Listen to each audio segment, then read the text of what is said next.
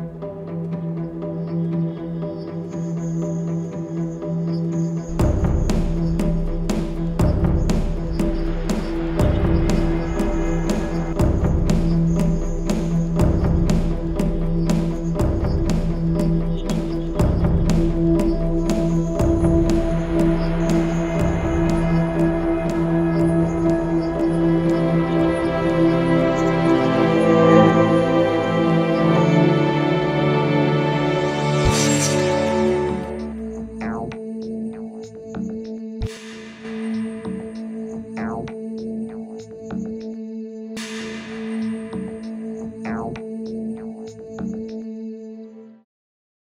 mesdames et messieurs, bienvenue à la Cité de la Réussite pour cette session. Donc j'ai l'honneur d'animer, donc Maximilien Rouher, depuis 25 ans engagé sur ces sujets et aujourd'hui associé chez Forvis Mazars sur les questions de transformation durable. Alors pour cette heure et demie, j'ai l'honneur et le plaisir d'inviter par ordre d'apparition à mes côtés donc Anaïs Voigilis qui va venir à mes côtés ici. Voilà, Anaïs Vogilis qui est géographe et qui aujourd'hui est directrice de la stratégie et de la responsabilité sociale dans l'entreprise Humins, qu'elle nous présentera, qui est une entreprise industrielle de chimie. À côté d'elle, Olivier Perrat, qui est le directeur général de la société AFNOR. Voilà, merci Olivier de nous rejoindre. À ta droite, Olivier, on va avoir Audrey Borouleau, qui est la fondatrice de la société Hectare dans l'agriculture. Et puis, pour clore ce débat, j'invite Nicolas Furet, qui est directeur de la performance, réduction, réemploi, recyclage de Citeo. Voilà. Merci, mesdames, merci, messieurs, d'être parmi nous aujourd'hui.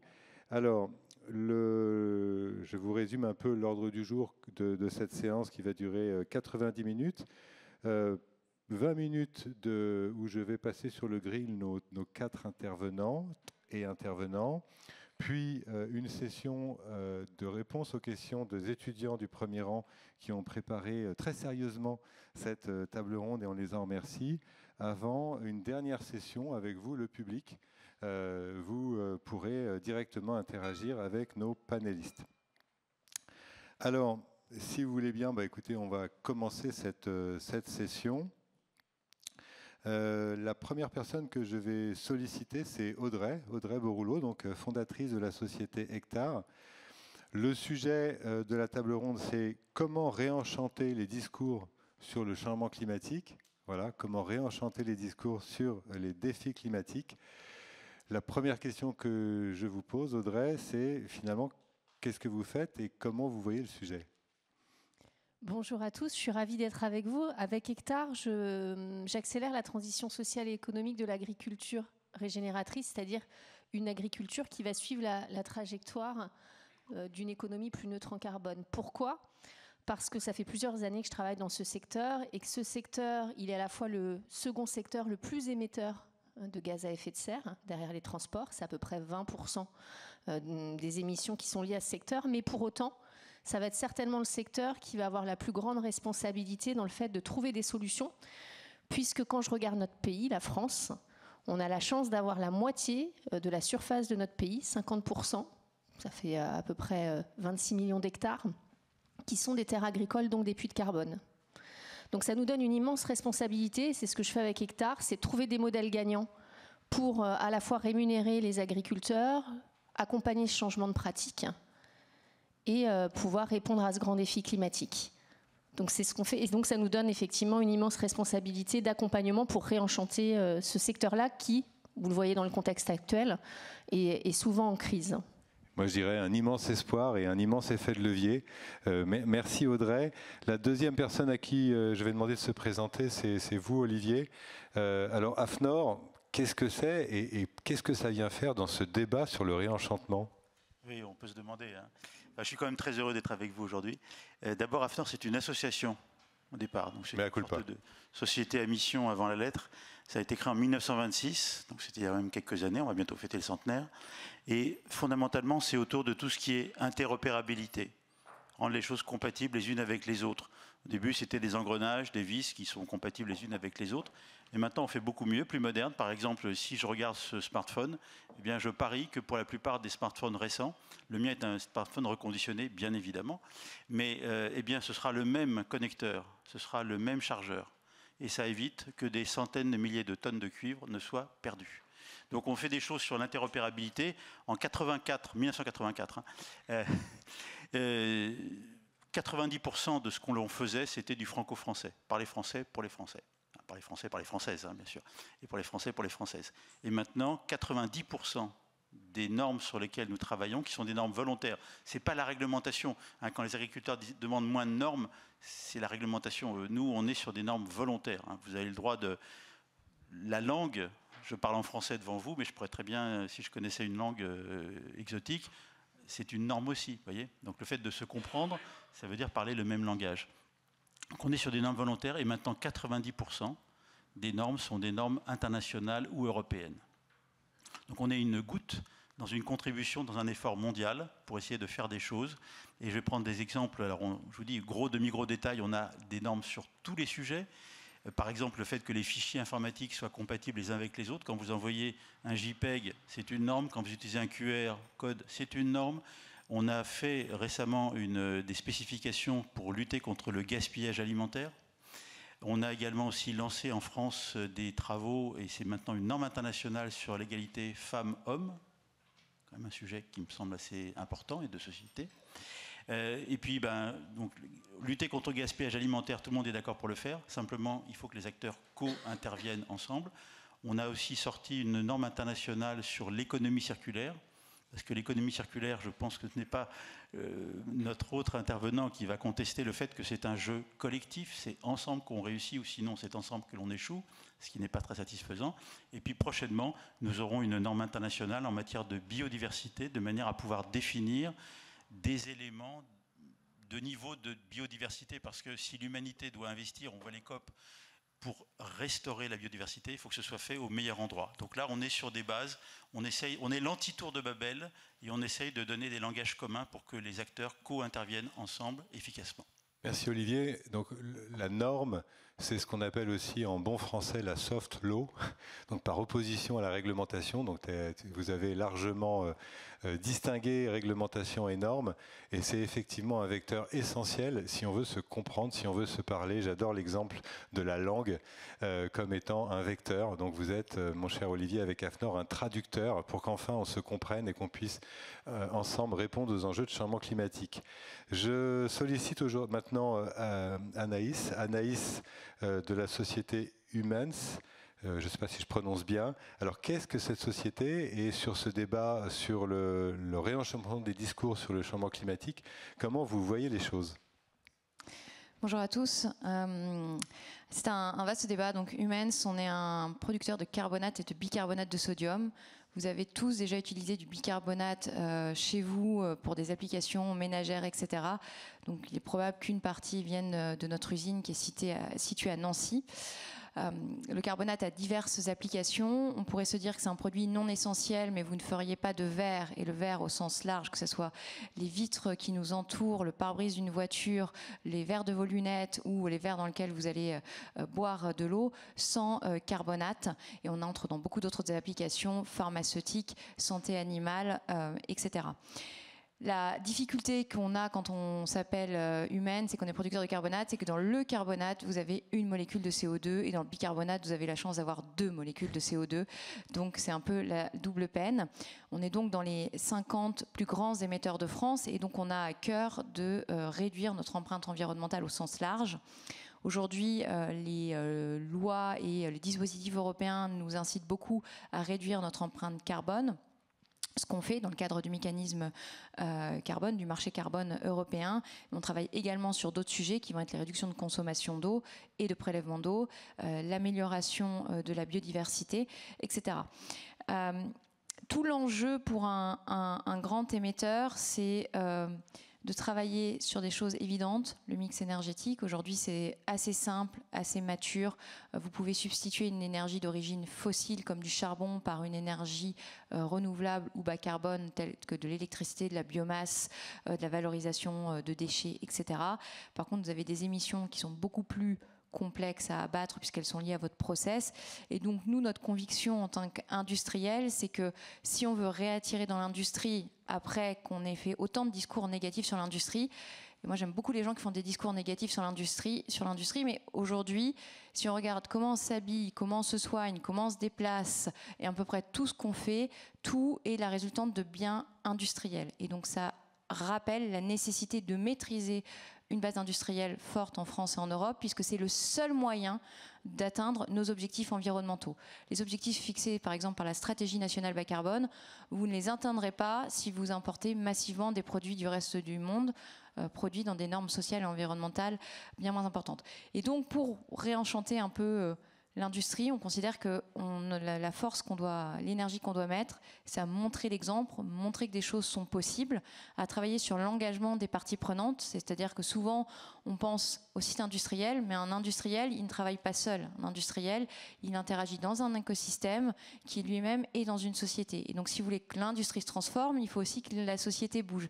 Et si vous voulez que la société bouge, il faut que l'industrie se transforme. Donc on a vraiment un couple industrie-société. Et pour ça, on doit convaincre les consommateurs de payer des produits un peu plus chers car plus vertueux, donc jouer le jeu de la transition. On doit convaincre nos clients de se dire qu'il faut privilégier un produit fabriqué en France parce qu'il va être plus vertueux sur le plan environnemental, tout ça en le prouvant, mais il faut aussi convaincre nos actionnaires, les actionnaires de nos actionnaires, les banques, les parties prenantes locales, etc. Donc l'industrie peut être vertueuse en montrant l'exemple, mais si on veut qu'elle soit vertueuse, c'est un mouvement collectif de soutien de l'industrie dans sa transition. Merci Anaïs, merci de cet argumentaire pro-industriel, qui ne surprendra personne pour ceux qui te connaissent. Tu as milité de nombreuses années pour la réindustrialisation du tissu économique français et on t'en remercie. Dernier intervenant que nous devons entendre, c'est Nicolas. Donc Nicolas, directeur performance, réduction, réemploi, recyclage de Citeo. C'est interpellant, un titre aussi clair. Est-ce que, Nicolas, vous pouvez nous dire quel est le rôle de Citeo dans ce réenchantement des discours sur le défi climatique ? Bonjour à toutes et tous. Peut-être un petit mot sur qu'est-ce que c'est Citeo. Chacun d'entre nous, quand il fait ses courses, achète des produits avec des emballages. Ces emballages, il faut les gérer. Et les industries et les industriels qui fabriquent ces produits ont une responsabilité environnementale et doivent gérer ces emballages d'un triple point de vue, les 3 R, donc à la fois pour les réduire, les réemployer et les recycler. Aujourd'hui, le R le plus mature, c'est celui du recyclage, parce que ça fait 30 ans qu'on travaille sur ce R, notamment en partenariat avec les collectivités locales et le fameux bac jaune dans lequel vous devez mettre, et vous mettez, j'en suis sûr, tous vos emballages et vos papiers. Citeo, c'est 80 000 entreprises clientes, c'est 1,3 milliard d'euros en 2024 qui ont été investis sur ces 3 R et aussi sur le sujet des déchets abandonnés, parce qu'aussi une obligation de prévention et de financement du nettoiement des déchets abandonnés. 67% d'emballages recyclés, dont 85% en France et 14,5% en Europe. Donc vous voyez une industrie locale, française et européenne. Et c'est 2,2 millions de tonnes de CO2 évitées chaque année. C'est 8000 allers-retours Paris-New York, et ça grâce à notre geste de tri. Quel est le rapport entre Citeo et le discours enchanté autour des défis climatiques. D'abord, vous dire que notre leitmotiv aujourd'hui, il tourne autour de la ressource, c'est utiliser le moins de ressources possible, l'utiliser le plus longtemps possible avec le réemploi et la régénérer avec le recyclage. Et si je suis là aujourd'hui, c'est peut-être qu'il y a déjà eu pas mal de discours enchanteurs autour du sujet du tri. Le premier discours enchanteur, il a été fait auprès des entreprises par Antoine Riboud, qui était patron de Danone à l'époque et qui, devant un parterre de patrons, a dit « La responsabilité des entreprises ne s'arrête pas aux portes de leurs usines ».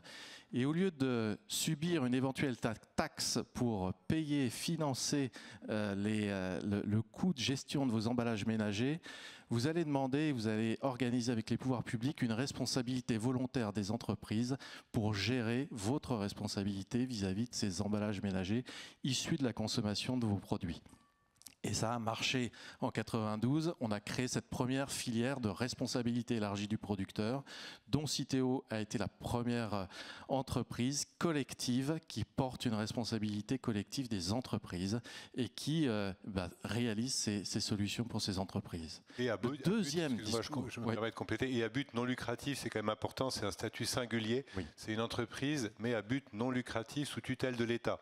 Voilà, excusez-moi, mais je pense que c'est important, c'est une singularité qui vaut le coup d'être précisée, étant donné les budgets dont on parle.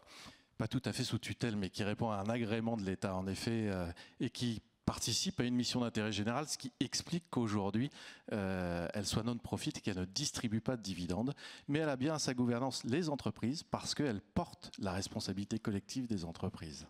Le deuxième discours enchanteur, on partait de loin aussi, c'est enchanter le déchet d'emballage sali, poisseux, qui débordait de nos poubelles pour en faire une ressource que chacun d'entre nous ait envie de trier et de mettre dans son bac jaune. Il y avait du boulot, eh bien on l'a fait. Et en moins d'une génération, ce geste est devenu une norme sociale. 90% des Français considèrent aujourd'hui le geste de tri comme un geste citoyen. Alors on pourrait se dire génial, pourquoi vous avez tout fait, mais il reste encore 25% d'emballage ménager et de papier dans nos ordures ménagères.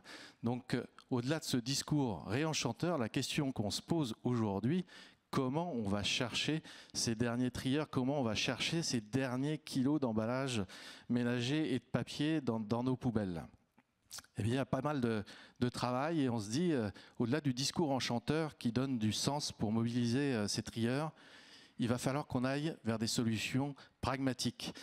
Et donc, on s'est dit, on va s'attaquer aux contraintes et on va s'attaquer à adapter les solutions qu'on peut proposer aux différents trieurs. Et si ça vous va, on continuera dans ma deuxième série de questions, mon cher Nicolas. Voilà, je redonne la parole pour rentrer dans le concret à Audrey. Voilà, donc on a besoin quand même d'exemples et de cas. Est-ce que c'est possible? Est-ce que ça marche? Est-ce que vous pouvez nous présenter quelques cas concrets qui matérialiseraient cette réussite de la transformation du monde agricole? Bien sûr, moi je suis au contact d'agriculteurs au quotidien et on les accompagne dans cette transformation. Je pense à Sarah Singla qui est une femme remarquable qui a pu rentrer dans des pratiques de conservation des sols. Pourquoi? Parce qu'aujourd'hui on a 25% de nos sols qui sont dégradés quand on est agriculteur et c'est le temps long l'agriculture. Nous, je suis moi-même à la tête d'une exploitation de 300 hectares, on a des fenêtres climatiques qui sont très très courtes et on joue tout une seule fois. Je vais prendre un exemple. Fenêtre climatique, excusez-moi. C'est juste là, dans le moment où on se parle, on essaye de rentrer dans nos champs pour semer du blé et vous voyez les conditions. Quand il a plu beaucoup, vous n'avez plus de portance pour que vos tracteurs rentrent dans les champs. Et donc, le fait de régénérer nos sols, ça va nous permettre de mieux s'adapter à ce changement climatique. Je vais prendre un exemple hyper concret. Je l'aime bien, c'est le pain, parce que on est français, la baguette c'est important. Et que tout à l'heure je vous ai dit qu'on a à peu près 26 millions d'hectares de terres agricoles, ce qu'on appelle dans notre jargon agricole les grandes cultures, donc la culture du blé c'est 13 millions d'hectares. Donc quand on parle de faire basculer et de réenchanter le monde, il va falloir s'attaquer à la transformation de ce modèle céréalier qui a une grande surface. Quand vous mangez un morceau de pain, si vous voulez que votre morceau de votre baguette de pain soit neutre en carbone, 57% des émissions carbone du pain, c'est la façon dont on fait le blé dans nos fermes. Donc il y a vraiment un poids d'enjeu de comment on va conduire cette culture du blé. C'est que 5% de la profitabilité. Aujourd'hui, avec Hectare, on fait beaucoup de modélisation. Pour que je vous livre un blé neutre en carbone et qu'on atteigne ensemble ce morceau de pain neutre en carbone, il me faut 150 € à l'hectare. Aujourd'hui, qui finance ça? Quand, au moment où je vous parle et on a semé dimanche dernier du blé, je ne vais pas choisir au mois de juillet, parce que j'essaye qu'une fois par an, toutes mes pratiques. Le prix du blé, c'est un marché coté en bourse. C'est 150 € en plus des pratiques, de tout ce que je dois payer, etc. Donc aujourd'hui, réenchanter le monde, ça se fera que par un financement de cette transition. Il faut savoir que c'est des pratiques qu'on sait faire dans les champs. Il faut avoir confiance. Le thème, c'était la confiance aujourd'hui dans les agriculteurs. La seule question, c'est que quand vous êtes, comme moi, une exploitante en céréales, quand vous faites 40 moissons dans votre vie, c'est déjà super. Donc, on a 40 essais pour faire bien, en fait. Et le temps de la finance, le temps de la consommation, etc., c'est pas le même. Donc ce qu'il faut en fait, c'est un accompagnement financier pour qu'on soit vraiment à la hauteur de cette transition. Et moi, je vois tous les jours des agriculteurs effectivement qui œuvrent dans ça, mais à chaque fois, c'est une prise de risque énorme dans nos pratiques, dans un contexte, et c'est normal, on travaille avec du vivant, on doit s'adapter, mais il y a toujours cette question d'économie qui revient, qui va nous accompagner à financer cette transition. La deuxième vocation que j'ai, c'est attirer des talents. Au moment où je vous parle de cet énorme enjeu de transformation de nos pratiques, on va avoir 160 000 fermes qui vont être à reprendre dans les 3 ans. La moitié de nos agriculteurs vont partir à la retraite. Et donc, il faut qu'on attire des repreneurs de fermes dans notre pays, des salariés. Et pour ça, il faut justement travailler sur des rôles modèles. Je pense que si j'étais rentrée tout à l'heure en vous posant une question, est-ce que l'un ou l'une d'entre vous peut me donner le nom d'un agriculteur ou d'une agricultrice qu'il perçoit comme un entrepreneur à succès ? Un. Souvent 1 ou 2. Alors, vous pouvez le donner son, mais vous voyez, c'est symptomatique. Je vous aurais dit un chef cuisinier, un grand patron de l'industrie, et c'est le seul entrepreneur dont on a besoin 3 fois par jour pour se nourrir. Et pour autant, et ça, le secteur agricole a une responsabilité là-dedans, on n'a pas projeté d'envie de rôle modèle. Et c'est ce que je fais avec Hectare. On accompagne des jeunes repreneurs, on accompagne aussi des femmes à être plus visibles dans ce métier-là pour attirer la prochaine génération de chefs d'entreprise. C'est des modèles qui demandent beaucoup d'investissement. Une ferme, ça coûte cher quand on investit. Il faut trouver des modèles gagnants. Et demain, j'ai peut-être un dernier point d'attention. Je pense qu'il y a des ponts à faire entre les différentes industries. Bien sûr que les terres, c'est fait pour nourrir. Moi, je suis à la tête d'un actif, le capital, c'est mon sol. Mais demain, nos terres serviront certainement sur de la cosmétique. Nous, on fait des fleurs aussi pour de la cosmétique, pour les matériaux du bâtiment, pour les énergies vertes. On peut faire de la méthanisation, on peut faire demain du solaire, etc. Et il ne faut pas opposer le fait que sur une même exploitation, on peut avoir ces doubles revenus parce que c'est souvent, malheureusement, ces modèles-là qui arrivent aussi à sécuriser la transition. Et il y avait peut-être un dernier point sur la tech, parce que je sais que c'est souvent une question qui m'a été posée aussi en venant. Nous, avec Hectare, je vais vous donner quelques exemples. Quand on dit attirer des jeunes repreneurs, on est dans une société où il y a un nouveau rapport au travail. Ce qu'on a connu dans notre monde agricole et qui est en train d'exploser, c'est l'exploitation familiale, où, je le dis souvent, la ferme était au service de la famille. Vous aviez la famille qui travaillait, souvent en temps masqué. C'était un mode de vie plus qu'une entreprise. Aujourd'hui, statistiquement, il n'y a plus que 18% des exploitants qui travaillent encore ensemble sur les fermes. Donc souvent avec un conjoint ou une conjointe à l'extérieur qui veut des équilibres de vie comme tous les chefs d'entreprise. Aujourd'hui, il y a 78% des agriculteurs qui ne prennent pas 2 jours consécutifs par semaine. Donc les nouvelles attentes des entrants dans ce métier-là, il va falloir qu'on retravaille sur l'organisation au travail. Et la tech dans tout ça, pourquoi je fais ce lien-là, c'est que pour moi aujourd'hui, on doit être des chefs d'entreprise de notre temps. On a toujours été une profession très connectée. Donc nous, avec Hectare, on accompagne tout ce qui va réduire la pénibilité au travail, robotique, exosquelette. Je prends un exemple très très clair. Dans les activités dont je vous parlais tout à l'heure, il y a des semaines, aujourd'hui, les tracteurs, c'est un peu comme les voitures, ça a évolué. Tout est guidé. Moi, je me pose la question, dans 10 ans, qui aura envie d'être un jeune qui va rester vissé dans une cabine de tracteur pendant 7, 8 heures, 10 heures, alors que tout est autonome à l'intérieur? Avec Hectare, on est en train de regarder à de la robotique autonome, comme les tracteurs que vous pouvez avoir dans vos jardins, vous savez, les petits robots tondeuses. C'est en train d'arriver sur le marché. Donc peut-être qu'il y aura des grandes transformations de l'emploi aussi, et qu'on doit mettre nos salariés sur des missions d'agronomie, de vente, de choses à plus grande valeur ajoutée. Parce qu'en fait, s'il y a la robotique qui permet de mettre des salariés sur des tâches à plus haute valeur ajoutée, c'est super en fait. Donc pour moi, la tech ou la robotique, ça ne dégrade pas l'emploi, ça va justement améliorer les compétences et c'est des choses sur lesquelles aussi on réfléchit, notamment sur l'organisation au travail, fluidifier les informations. On est les héritiers d'une grande transmission orale des informations sur nos fermes. Moi, aujourd'hui, j'ai une équipe très jeune. On communique sur Slack, sur WhatsApp. On a des animaux à 35 minutes de Paris. Il n'y a plus de vétérinaires qui s'occupent de vaches à 2h30. Ça, c'est un exemple très concret que je vis au quotidien. Avec notre VTO, on a inventé la téléconsultation vétérinaire. Pas très compliqué en FaceTime. Donc, c'est aussi repenser un monde, le réenchanter pour le remettre comme tous les autres métiers, dans les compétences et les outils de son temps. Donc c'est ça ce que je fais avec Hectare. C'est un formidable métier. Et si on n'y prend pas soin, on est aussi en train de le désarmer. Et moi, je ne me réjouis pas qu'on importe la moitié de nos volailles, qu'on importe 60% de nos fruits et de nos légumes. Donc manger, c'est aussi un acte citoyen et on ne pourra pas le faire seul. C'est bien toute la chaîne de valeur, hein. Nous, dans les champs, faites-nous confiance, on sera au rendez-vous. Mais derrière, il faut que les industries reprennent main. Je vais vous donner un dernier exemple et j'espère qu'il n'y a pas de Bretons dans la salle. Parce que sinon, 3. Donc je vais pas sur 4. Oula. 85% du sarrasin qui est fait dans les galettes bretonnes vient de Chine. Si.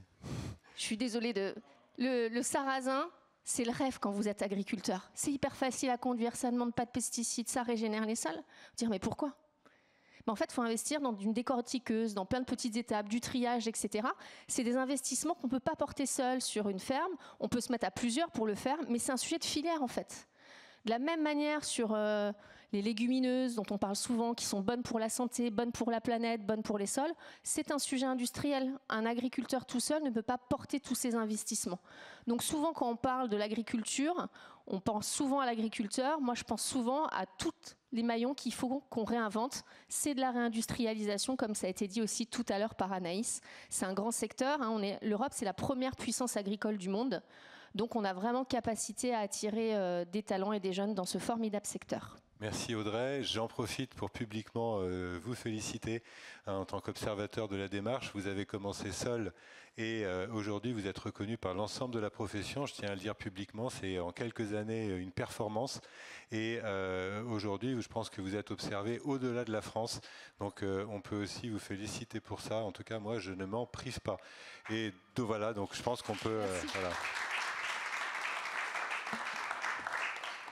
Et d'autant plus que vous avez absolument raison sur l'impérieuse nécessité de remettre l'agriculture et le vivant au cœur de l'économie.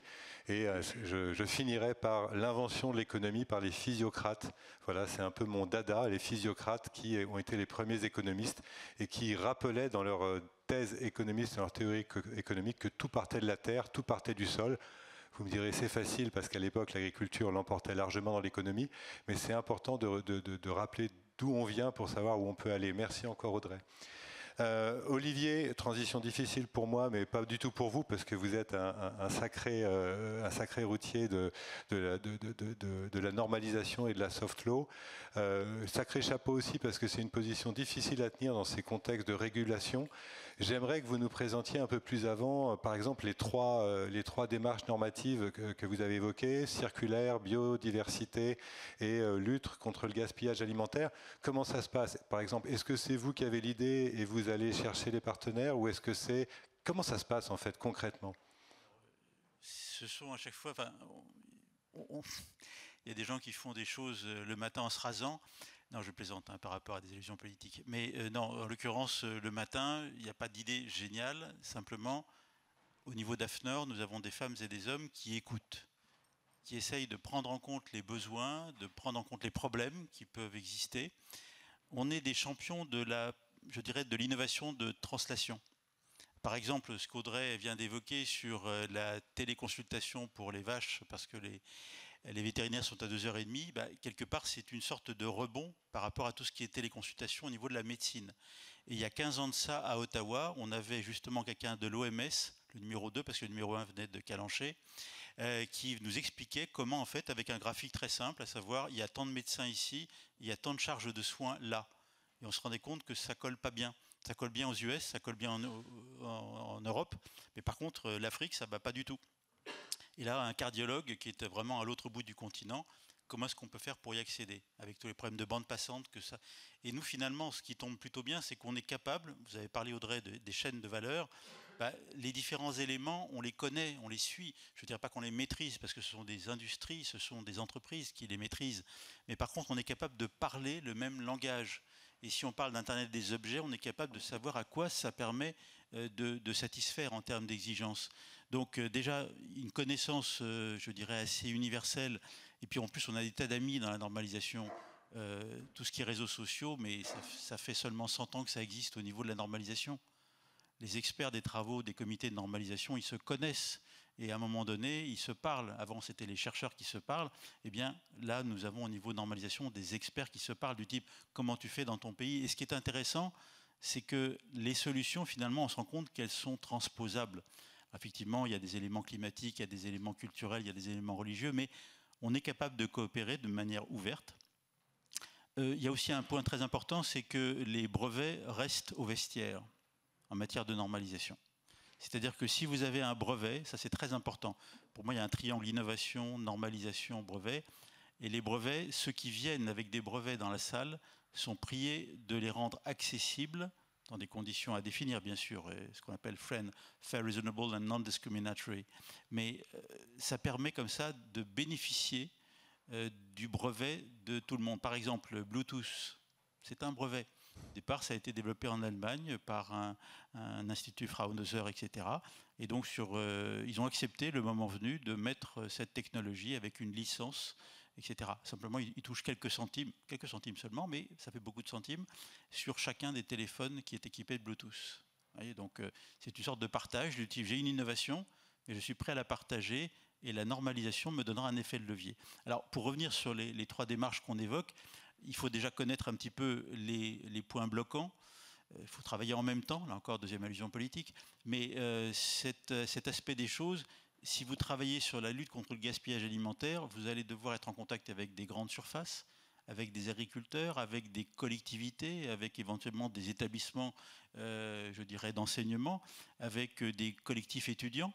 Là-dessus, on est bien placé, et pour essayer de comprendre comment chacun, en amont, en aval, peut co-intervenir. On est sur de la coévolution, sur des co-usages. Je vous renvoie à Lewis Carroll, le principe de la Reine Rouge sur la coévolution. Tout le monde court pour que personne ne soit en retrait par rapport à ce qui se passe derrière. Et on est, je dirais, côté AFNOR, assez observateur et peut-être un peu modestement concepteur d'écosystèmes qui coévoluent. Pareil au niveau de l'économie circulaire, quand on a proposé, donc là c'était une idée de grands acteurs, d'industrie, parce que l'industrie est à l'origine, moi aussi je suis un fanat de l'industrie, de ces innovations, en se disant mais enfin ça ne peut pas durer. On n'a pas des ressources infinies au niveau du cuivre, au niveau du lithium, au niveau de tout ça. On a des choses qui sont indispensables pour assurer des transitions écologiques et énergétiques, mais on sait que ça ne le fera pas. Par exemple, vous regardez l'Inde, si l'Inde réussit, ils échouent. Et s'ils échouent, ils vont réussir. Non, je blague. Mais ceci étant, s'ils veulent passer à l'économie avec de l'électricité, merci, interopérabilité absolue, merci à l'intervenant, eh bien, si on veut passer à la maille, ça veut dire qu'il faut de l'électricité. Et l'électricité, on n'est pas capable de la produire en masse à ce point. Donc il faut essayer de raisonner aux limites. L'économie circulaire, quand donc des industriels sont venus voir AFNOR, on a dit que c'est un sujet qui n'est pas un sujet français, qui n'est pas un sujet européen, qui est un sujet mondial. Donc d'emblée, on a décidé de proposer ces choses-là au niveau ISO, l'Organisation internationale de normalisation. Ça vient du grec, ce n'est pas un acronyme, ça vient du grec. Hein, que ça, de votre prochain dîner en ville, vous pourrez coller vos amis. Et donc ça se base à Genève, et on a eu beaucoup de surprises. On a eu d'abord un soutien appuyé des Chinois qui nous ont dit que c'est très important l'économie circulaire. On a eu une opposition caractérisée des Américains. On a eu une opposition caractérisée des Allemands. Quand on a parlé de responsabilité élargie du producteur, on voit bien que certains se disent « Non mais attendez, si en plus il faut s'occuper de récupérer les produits qui ont été vendus, non mais on va où là ?» Les Japonais n'étaient pas vraiment pour. Et les Anglais étaient contre, non pas parce qu'ils étaient contre, mais parce qu'on les a grattés d'une journée. Et on avait déposé le dossier une journée avant eux. Et comme c'est le cachet de la Poste qui fait foi, eh bien, on a été les premiers donc, à piloter ces travaux. Et puis après, il y a eu effectivement des forces qui ont joué pour, contre, etc., parce que vous avez différents acteurs. Et après, finalement, nous avons réussi à sortir une première norme sur l'économie circulaire, de manière en fait à faciliter la création d'écosystèmes. Citeo est un acteur clé d'un écosystème. Et dans d'autres pays, puisque ISO, c'est 180 pays dans le monde, eh bien, on est capable de définir ou de proposer des écosystèmes et de s'assurer qu'il n'y a pas de maillon faible. Parce qu'un écosystème, ça suppose que chacun des acteurs joue. Et puis, sur la biodiversité, là, c'est un peu plus récent, mais c'est à mettre en liaison avec tout ce qui est COP. Je suis un peu témoin effaré de ce qui se passe au niveau de la COP 29 en ce moment.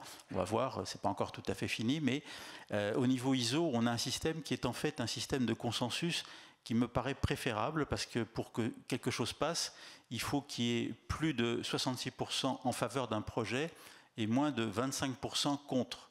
Donc ça donne une sorte de minorité de blocage pour éviter que quelque chose soit fait contre une minorité significative, mais ça permet d'éviter le blocage du système. Et donc sur la biodiversité, on va d'abord, alors l'humour des normalisateurs est parfois un petit peu particulier.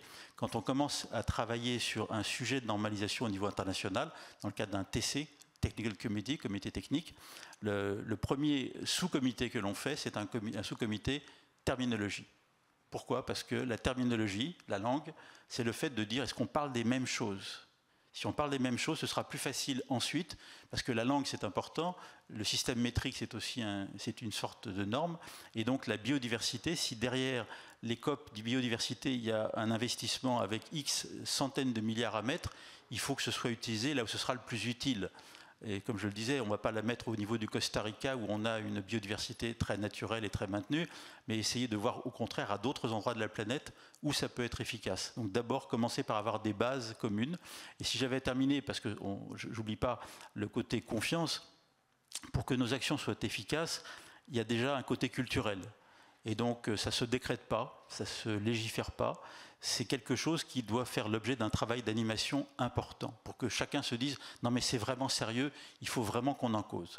Après, il faut un cadre de référence. Ça peut être la loi, mais la loi ne peut pas tout, loin de là. Ça peut être des normes, ça peut être des éléments de mesure qui permettent de pouvoir comparer des approches. Et bien enfin, le troisième point, c'est le côté collectif. Je n'ai pas connaissance d'une démarche couronnée de succès si elle n'est pas collective, parce qu'on aura des maillons faibles, et ce qui fait qu'on peut avoir fait quelque chose de merveilleux au niveau de N-1 échelon de la chaîne de valeur. Si le N-ième n'est pas là, eh bien c'est toute la chaîne de valeur qui est remise en question. Merci Olivier, c'était très, très puissant. Enfin, en tout cas, moi je ne suis plus à convaincre, j'espère que vous nous avez tous convaincus. La soft law est essentielle et la transformation de la société passera nécessairement par cette approche de normalisation qui a l'avantage, comme vous l'avez dit, d'être collective, mais surtout de ne pas dépendre directement des lobbies. Donc c'est aussi une forme de puissance que je m'autorise à dire. Merci Olivier. Anaïs, pour entrer cette fois-ci à nouveau sur cette casquette que vous portez de l'industrie, donc on a compris Humans, entreprise industrielle parmi les 50 plus gros émetteurs de CO2 de France. On a compris que vous faisiez des choses. Concrètement, est-ce que vous pouvez nous donner un exemple un peu, on va dire, préhensible ? Ah oui, on a plein d'exemples. Je vais donner deux exemples, un sur le carbone, un sur l'eau. Sur le carbone, la première chose qu'on a fait, c'est cartographier nos émissions.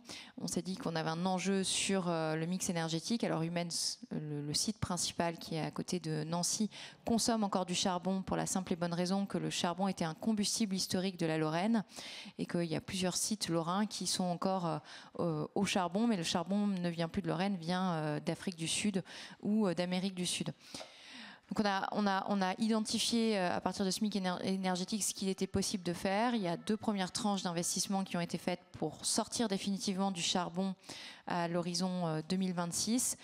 Une première qui est sur une centrale de cogénération biomasse, c'est-à-dire qu'on va utiliser de la biomasse, donc du bois déchet, tout ce qui va être palette, etc., qui n'est plus utilisé, et des traverses de chemin de fer qui, compte tenu de leur matière et de leur traitement, ne peuvent pas être laissées autour des terrains de pétanque, comme on a pu le voir, vous avez pu le voir dans votre enfance. Donc on a un contrat à long terme avec la SNCF pour approvisionner, donc ça sera un tiers de notre mix énergétique futur.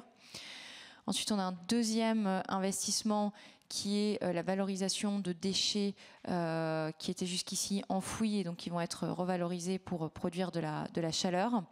Ça sera un tiers de notre mix énergétique et donc il restera un tiers au gaz. Et donc là, ce qu'on est en train de regarder, c'est comment ce tiers d'énergie au gaz, on le substitue par d'autres sources d'énergie bas carbone. Donc on regarde principalement l'électrification.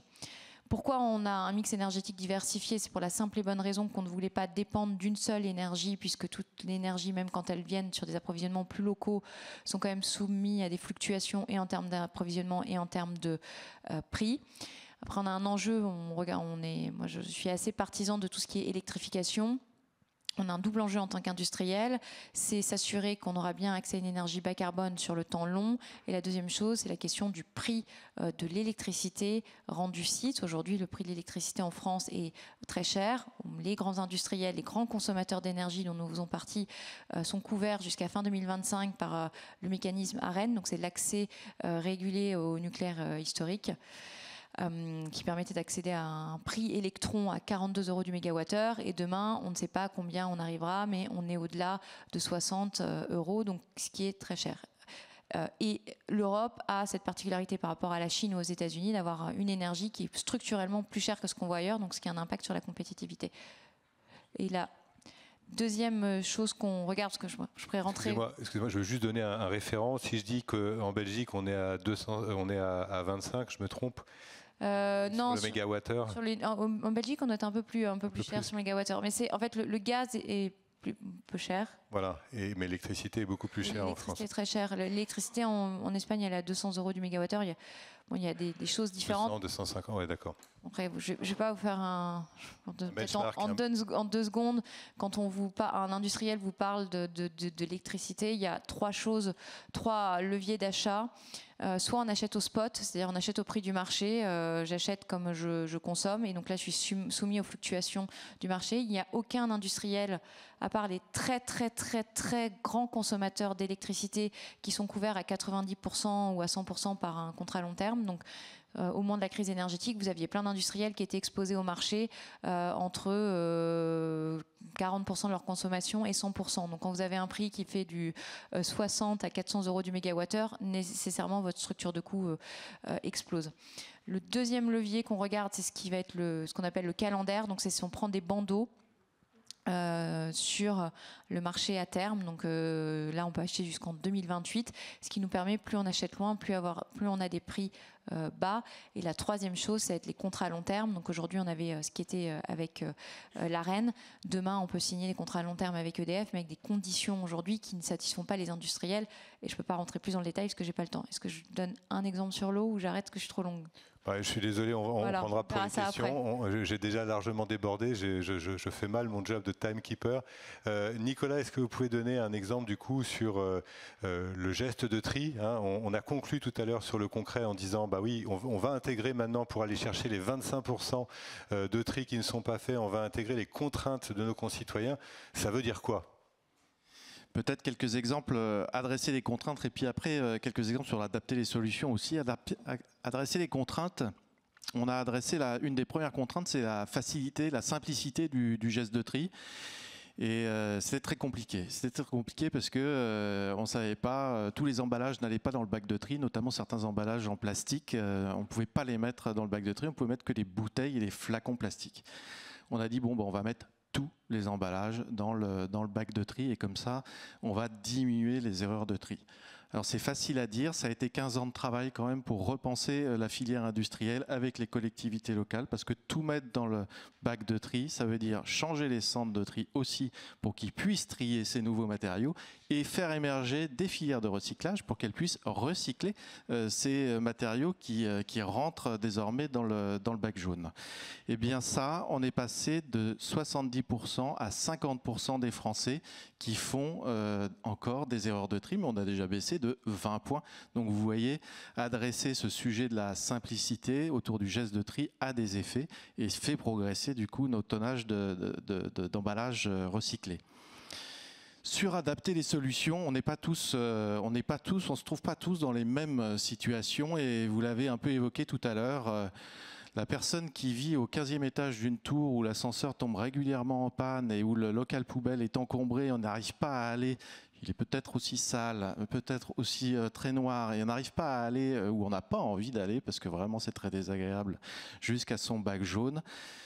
Il est dans une situation différente de celui qui a un petit pavillon avec un peu de place, son bac jaune individuel, et où il peut stocker ses emballages. Alors je ne peux rien faire sur l'ascenseur qui tombe en panne, et j'en suis désolé, mais par contre je peux faire quelque chose sur le local poubelle qui est noir, sale, et sortir le bac en fait, et mettre des bacs à l'extérieur des immeubles, mettre des bacs sur le domaine public.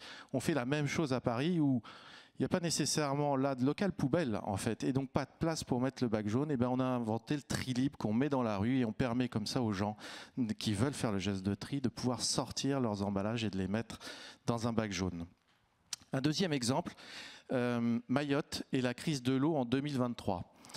Mayotte, c'est un territoire un peu compliqué, très différent de l'Hexagone, avec un geste de tri qui a du mal à s'implanter pour diverses raisons, des raisons socio-économiques, des raisons aussi très administratives et très pratico-pratiques. Il y a beaucoup d'immigration illégale et il y a beaucoup du coup de quartiers qui n'existent pas administrativement.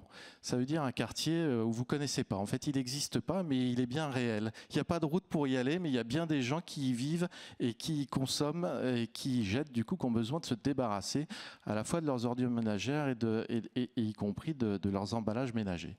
Crise de l'eau, l'État amène énormément de bouteilles d'eau parce qu'il n'y a plus d'eau potable en fait à Mayotte, donc il faut importer des bouteilles d'eau. Donc on est au devant d'une crise sanitaire et environnementale parce que ces bouteilles d'eau, elles vont se retrouver dans la nature. Et bien là, on va vivre en quelques mois le processus qu'on a vécu en 30 ans sur l'Hexagone. On commence par la sensibilisation avec des associations locales sur le risque pour la biodiversité de jeter ces bouteilles en plastique. Bon, on arrive et on fait des campagnes de ramassage dans la nature de ces bouteilles d'eau. On en profite pour passer nos messages. Deuxième élément, on dit, bon, quand vous allez, on travaille avec l'État et on dit aux Mahorais, quand vous allez venir récupérer vos packs d'eau, si vous ne ramenez pas vos bouteilles vides, vous n'aurez pas de nouveaux packs d'eau. Donc là aussi, deuxième élément pour, de manière un peu plus contraignante, inciter au geste de tri. Bon, ça marche bien, mais pas encore suffisamment. Là, on se dit, on est dans un pays, dans une île où la situation socio-économique est très difficile.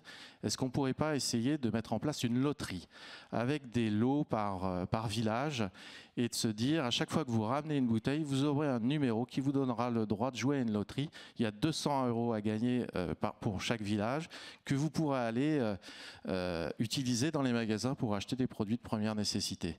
On a récupéré 1 million de bouteilles en quelques semaines. Et les gens nous appelaient pour nous dire, est-ce que si la bouteille est sale parce que je suis allé la récupérer dans la mangrove, ça vous dérange? On a dit non, bien sûr.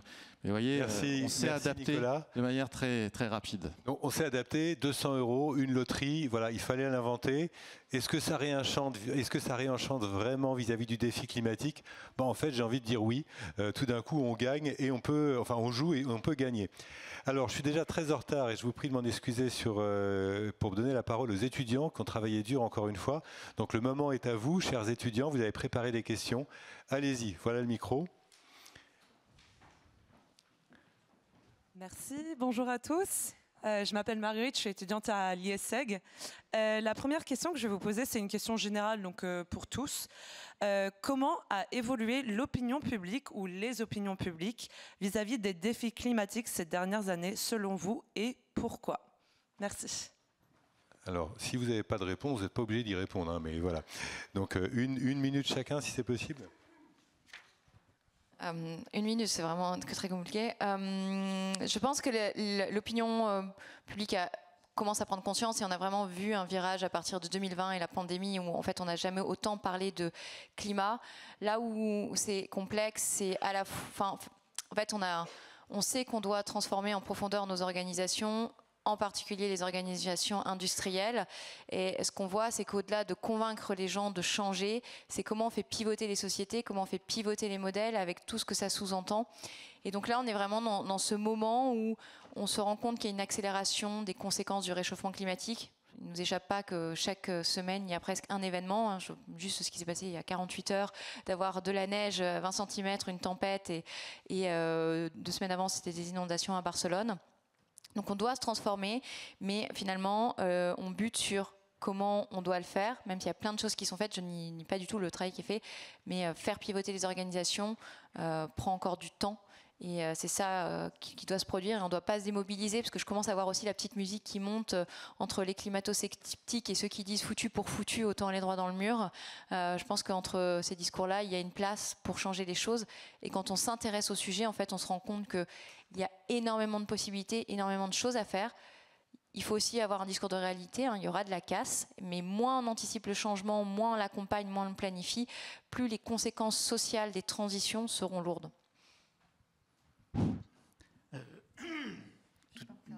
Oui, non, celui-là il marche alors que le mien est... Une minute. D'abord, le hasard ne favorise que les gens préparés. Ça, je pense, c'est une citation de Pasteur qu'il faut vraiment bien avoir en tête. Le deuxième point, je pense qu'on est en train, comme l'a dit Anaïs, de passer de l'incantation à la mise en œuvre, mais qui ne doit pas être une mise en œuvre désespérée. J'ai participé, il se trouve que je représentais l'ISO à la COP27, et j'ai été très frappé de voir que damage and losses était en train de devenir le vrai sujet. Donc ça veut dire on va dans le mur, bon bah ok, d'accord, mais comment est-ce qu'on répartit les dégâts? Je suis désolé, enfin, j'ai encore un espoir du fait qu'on peut commencer à vraiment freiner, avoir des comportements qui changent avant que ce soit définitif. Mais il faut être sur du très concret, il faut avoir de la coordination, il faut se montrer respectueux, attentif, en coévolution. Et je terminerai sur une autre citation, c'est le papa mille pattes qui dit au bébé mille pattes, parce que le bébé mille pattes, il veut aller très très vite, il veut courir. Et il lui dit, fiston, la vitesse c'est bien, mais la coordination c'est mieux. Superbe. Pareil, je trouve qu'on sent un peu un sursaut de à quoi bon. Et ça, c'était pas ce que je ressentais il y a encore quelques années. Donc moi, ça me préoccupe beaucoup, malgré les faits qui sont là, la prise de conscience, en tout cas, chez les agriculteurs, on le vit, le changement climatique, donc il ne peut pas y avoir de déni. Et c'est vrai que je pense qu'il ne faut pas non plus tout attendre des pouvoirs publics, etc., que chaque acteur, vous l'avez vu, économique peut se prendre en main, et aussi les consommateurs. Il y a eu un grand élan de soutien, je prends le secteur qui me concerne, pendant le Covid, sur les magasins de producteurs, tout le monde est retourné dans les fermes. Aujourd'hui, ils ferment tous les uns après les autres. J'étais hier à Agen avec les maraîchers qui font les légumes en France, qui me disent, bon, bah, à un moment donné, ça ne suit plus au niveau des consommateurs, parce qu'on a dépriorisé aussi certains postes. Je rappelle souvent que l'alimentation, ça a encore les derniers postes qui ne sont pas sous prélèvement par rapport au forfait téléphonique et à plein d'autres, comme l'essence, et qu'aujourd'hui, c'est plus que 10 ou 12% de la part qu'on alloue. Et donc, si on ne repriorise pas ce poste-là en tant que citoyen, bah, les agriculteurs auront du mal aussi à s'affranchir des contraintes économiques. Il y a une stratégie d'adaptation, on la voit, elle est difficile à mettre en œuvre encore une fois, mais pour autant, c'est bien par l'action de tous qu'on y arrivera. Donc vraiment, moi j'appelle encore une fois, manger c'est un acte citoyen, tous ici, vous pouvez choisir de regarder l'origine des produits. On le voit encore dans les accords, moi je parle des accords du libre-échange, du Mercosur qui peuvent être signés. C'est inaudible pour des agriculteurs d'importer des biens alimentaires qui ne répondent ni aux exigences environnementales ni sociales. Mais moi, ce qui me réconforte, c'est qu'on a le choix, quand on est consommateur, de vraiment regarder l'origine des produits et de faire un acte de soutien. C'est comme ça que ça fonctionnera. Il y a un sujet, je trouve qu'on parle de normes, moi qui me heurte encore au niveau européen, c'est le manque d'harmonisation sociale. On a des différentiels de coût du travail qui font que ça devient très très compliqué. Je reprends l'exemple hier, j'étais donc avec des producteurs de tomates. Je pense que ceux qui ont fait leurs courses ont vu déferler des tomates à 99 centimes qui viennent du Maroc. C'est 1 € l'heure le coût du travail. Des gens qui sont payés sur des échasses à cueillir de la tomate. Nous, les mêmes producteurs que j'étais, je vais faire leur pub, les paysans Rougelines, ils payent 14 € le même salarié dans des normes sociales qui ne sont pas les mêmes. Comment vous voulez partir sur une transition ou réenchanter ça quand dès le début, vous avez 14 fois plus de différentiel de coût du travail. Donc tout le monde en a conscience. Maintenant, il faut collectivement, au niveau de politique, d'harmonisation sociale, environnementale, ben ça c'est le rôle pour le coup de l'action politique, de mettre peut-être un peu plus de contraintes que de normes sur ça. Et après, c'est aux citoyens jusqu'au bout de la chaîne où, par son caddie, vous avez en tout cas tous un rôle à jouer. Donc voilà, moi je reste une éternelle optimiste sur ces sujets-là.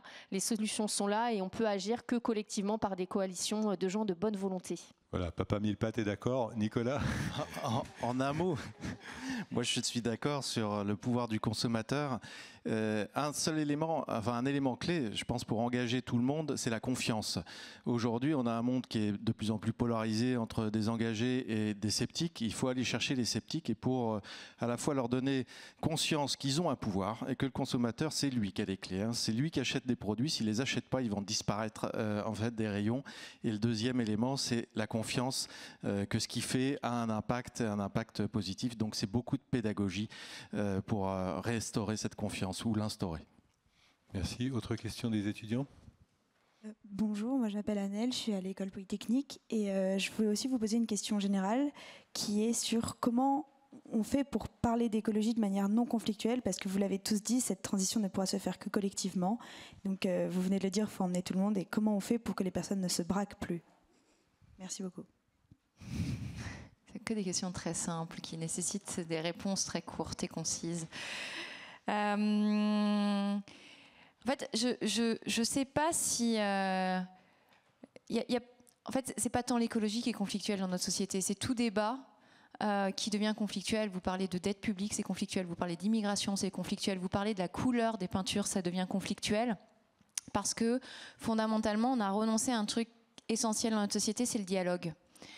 Alors, peut-être que c'est l'effet des réseaux sociaux, peut-être que c'est l'effet de je ne sais quoi, mais on ne veut plus se parler. Et on se retrouve dans des bulles avec des gens qui sont toujours d'accord avec nous. Et à partir du moment où on est toujours avec des gens qui sont d'accord avec nous, eh ben on n'arrive plus à dépasser le clivage. Et je trouve que ce qui s'est passé ces derniers mois en France avec la dissolution du Parlement a très bien illustré ça. On a des gens qui aspirent à gouverner notre pays et qui sont incapables de construire un discours dans l'intérêt du pays qu'ils aspirent à gouverner, c'est-à-dire mettre un peu de côté les égos pour construire une solution.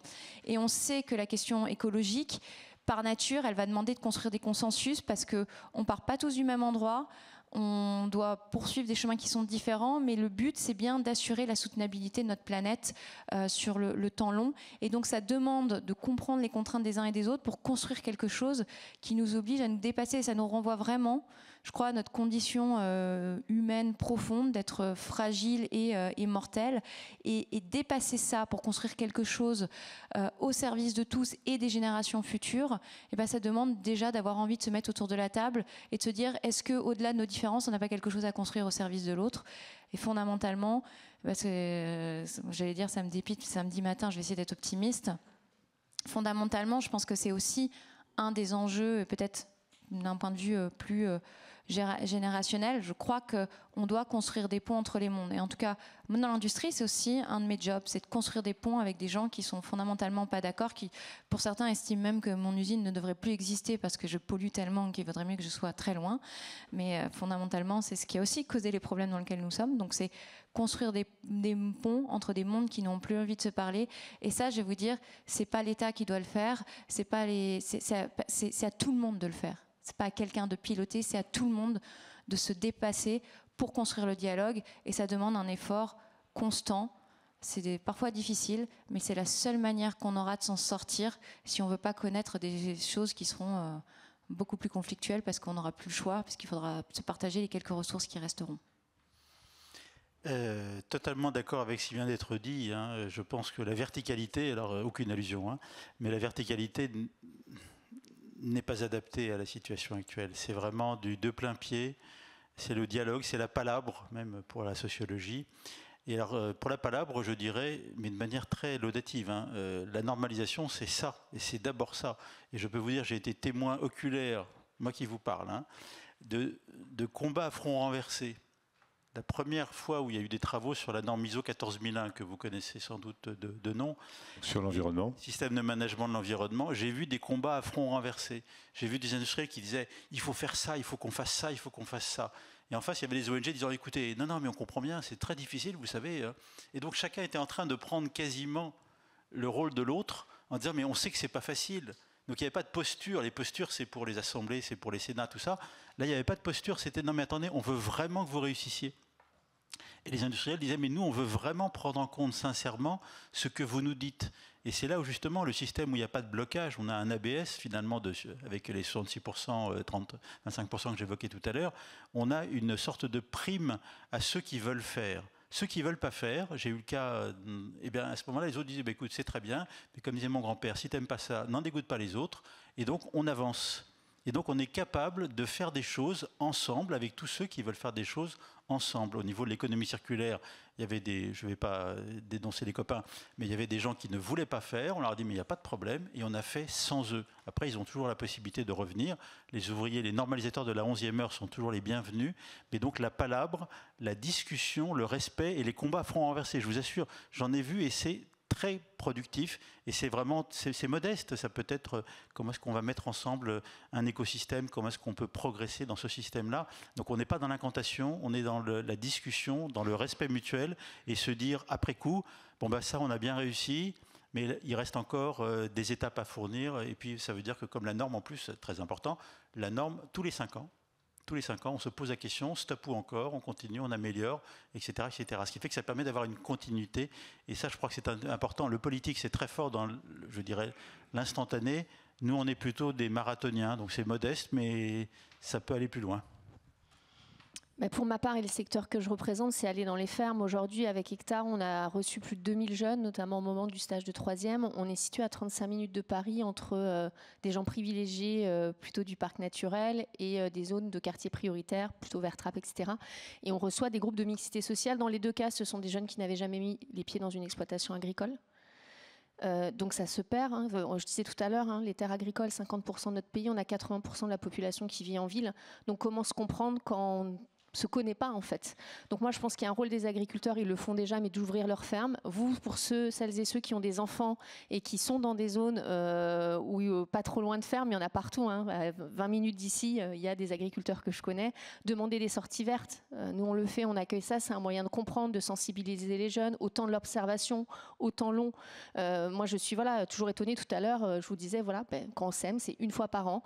J'ai un élevage laitier, il me faut 9 mois pour avoir les naissances du lait. Donc c'est du temps long dans des jeunes qui ont un sentiment d'immédiateté surtout. Donc le rapport au temps long, à l'observation, c'est des choses qu'on peut passer par ce type de visite. Donc vraiment, moi, les rencontres sont toujours là. Allez aussi à la rencontre de vos agriculteurs. Ils sont toujours prêts, en tout cas, et ravis d'accueillir pendant les moissons, à tout moment de l'année, même pour échanger, parce que je vois qu'il y a plein de non-dits, plein de perceptions. Et ça, c'est vraiment quelque chose d'important, parce qu'effectivement, c'est un moyen, je crois, des échelles de territoire, de rencontres humaines, qu'on arrive finalement à changer, faire le petit pas de côté qui permet qu'on se comprend mieux. Et ça, c'est vraiment quelque chose de précieux. Donc c'est la même chose. Je pense que par la discussion, l'art de la controverse, on pourra engager du monde dans cette voie-là. Merci Audrey. Nicolas, pour conclure. En un mot, certainement aider à lever les frustrations quand on prend tous un discours un peu normalisé ou qui peut être des fois reçu de manière violente, un discours écologique. Je le disais tout à l'heure, celui qui vit en haut de sa tour au 15e étage, il n'est pas dans la même situation et à un moment donné, s'il sent qu'il y a un jugement sur lui parce qu'il n'a pas le geste adapté, il n'a pas le geste normé que la société attend de lui, alors qu'il n'est pas en capacité de l'exercer facilement, on va générer de la frustration. Et c'est là où il faut revenir au pragmatisme, sortir du discours et mettre chacun en capacité d'agir. C'est vrai pour les entreprises, c'est vrai aussi pour les citoyens consommateurs. Merci. Je ne peux pas m'empêcher, moi, de mettre ma petite goutte, parce que cette question, elle me préoccupe toujours. Ça a l'air d'être une boutade, mais c'est très pratique. C'est à qui profite le crime ? Voilà, donc on connaît l'expression « à qui profite le crime ». La polémique n'est jamais neutre. L'état de fait qui a été dénoncé par votre question n'est jamais neutre. Donc qui profite de cette situation polémique qui conduit mécaniquement à un statu quo ? Voilà, c'est un bon outil pour avancer. Et du coup, quand vous cherchez, comme disait l'autre, cherchez le Grisby, donc qui va y gagner ? On commence à apporter des réponses. 3e question, s'il vous plaît. Alors, bonjour à tous. Je m'appelle Noah, je suis étudiante à Academy Business School. Et j'avais une question du coup pour vous, Audrey. On a beaucoup parlé de comment réenchanter les discours. Moi, j'avais envie de vous entendre sur la question de la création de nouveaux narratifs. Comment vous pouvez travailler main dans la main avec les agriculteurs et toutes vos parties prenantes sur la création de nouveaux narratifs pour faire en sorte que, alors oui, on ait moins de conflits, mais qu'on soit aussi dans une situation où les agriculteurs, vos parties prenantes, ont envie de s'engager par eux-mêmes et soient un peu ambassadeurs des valeurs que vous portez. Merci. Alors, de toute façon, tout le monde est reparti en cherchant le nom d'un agriculteur tout à l'heure. Donc, vous avez déjà tous la mission d'en chercher un. Plus sérieusement, moi, je m'effarce, je suis désolée de ramener ça à des niveaux très basiques, mais la seule émission qu'on a sur notre métier, c'est quand même L'amour est dans le pré. On n'a pas eu notre top chef. Donc, je fais un appel à ceux qui ont des amis journalistes dans la presse. Tout va bien. Je suis une femme heureuse, mère de 2 enfants. J'ai des équilibres de vie, tout ça. Et je suis aussi agricultrice. Donc, plus sérieusement, il y a un sujet de narratif. Donc, comme j'étais très préoccupée par ce sujet, elle est publique sur notre site. On est allé rechercher avec une amie qui travaille dans les arts. Parce que quand j'ai pas les réponses, je trouve que l'approche artistique est souvent un petit pas de côté. Et on a cherché sur 5 siècles toutes les œuvres, tableaux, littérature, musique, comment était traité le personnage de l'agriculteur. Alors ce qui est intéressant, c'est qu'on a pu voir qu'il y avait toujours 3 grands sociotypes, les héritiers d'un modèle, d'une tradition, les révoltés et les déterminer. C'est vraiment toujours les mêmes portraits qui apparaissent. Et ce qui est très intéressant, de Bruegel à Jean de Florette, pour ceux qui connaissent, à Asbestas plus récemment, dès qu'il y a eu un changement de pratique agroécologique, c'est toujours emmené dans ce qu'on appelle l'arc narratif, la tension, qui met ça par quelqu'un d'extérieur à la famille.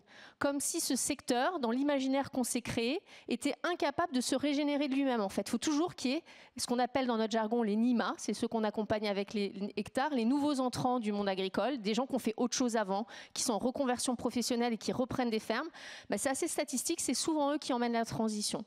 Pour autant, il y a un manque d'exposition médiatique de ces rôles modèles. Donc là, je vais l'annoncer lundi, on a lancé avec plusieurs pays, comme il y a un concours mondial qui s'appelle le 50 Best, qui sont les 50 chefs les plus mondiaux, c'est parti d'une boutade où j'ai dit on va faire le top 50 farmers. Et donc là, on va identifier les 50 fermiers dans le monde qu'on estime comme des rôles modèles dans la transition. Chacun peut proposer des agriculteurs. Donc je pense qu'il faut vraiment aussi... chacun d'entre vous peut mettre en lumière un agriculteur qui réussit, et on a encore un énorme travail médiatique là-dessus. Donc ça, on le fait, c'est un peu, j'allais dire, ce qui me passionne aussi avec Hectare. J'ai accompagné 50 femmes sur le leadership au féminin, qui sont incroyables aussi, pour justement aussi montrer que c'est possible. Il n'y a pas de sujet de besoin d'être fort en agriculture, il y a plein d'identités, dur au mal.